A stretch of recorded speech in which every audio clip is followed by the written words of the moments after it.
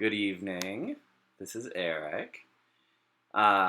So, thinking about trends in nursing moving forward with my practice, I think pretty important is the growth of telehealth.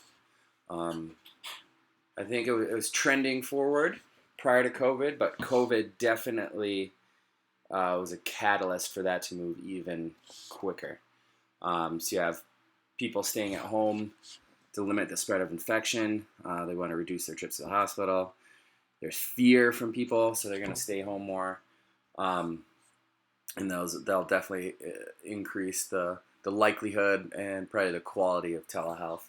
Um, I think a big key point is increasing technology that enables better access, faster access to Wi-Fi, higher quality photo and video capabilities. Um, forums platforms like Zoom that are really effective, um, and you can involve the whole interdisciplinary team as part of that. There have multiple people participating in telehealth. So I think that is going to trend huge, and then for a new nurse, I think that'll be a big part of my career. Um, Pandemic preparedness. So we just had our pandemic, or we're in the midst of it still. So I think we're gonna have a better idea of what we need to do to prepare ourselves for the next one, right? Because there will be a next one. So protocols being created or refined based on our experience in COVID. 100% be relevant to future infectious disease outbreaks. Um, and I'm sure some won't be uh, as relevant to future infectious disease outbreaks. Also, stockpiles of equipment. Um, so I think that'll be pretty important. That's one thing I guess we saw with this one. Um, Next thing, shortage of nurses. I think that's been trending. I think there's a lot of us in school, but definitely post COVID, I think even more shortage of nurses. So for me, impacting me, maybe that's more shifts, maybe that's more patients that I'm responsible for. Um, but also on a plus side, maybe that's more incentive for upcoming nurses. Maybe that helps out with loan repayment or sign-on bonuses. Um, that's some wishful thinking, at least for me. um, and maybe, I guess also relevant to me, maybe that means more nursing programs. In the future, I'm interested in moving towards education. So maybe that means more job opportunities as in academia. Um, Being a guy, I think more male nurses. I think that's a trend. I think that helps create some gender equity at work, more diverse work fields. That I think it helps decision making. Diverse employees. Um, Males just, I guess, nursing being a more female dominated career path over the years, so just moderate things. Um, and maybe even some patients could potentially be more comfortable with males. As far as our boomer population, they're getting old. Boomers are getting old, so I think there's going to be a shift towards, or maybe a demand for more geriatric specialists with the boomers. So there's going to be a lot more patients that might have a lot more comorbidities, a lot more chronic disease, maybe cancer, or I'm sorry, maybe not cancer, but chronic disease, and then uh, other, or maybe potentially other neurological disorders, deficits.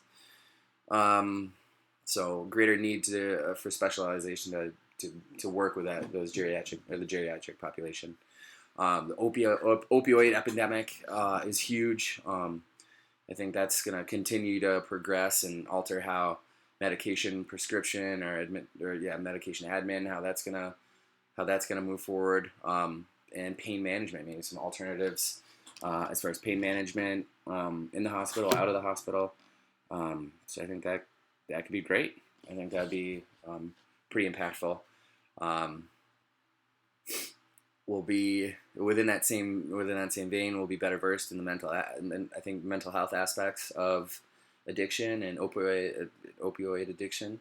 We'll have more experience recognizing signs of it, and I think we'll be better suited to treat it.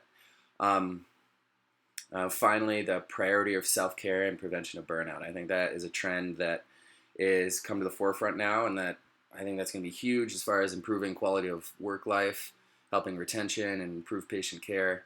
I think as a new nurse, it's going to be significant to create these good habits moving forward throughout, hopefully, a long career.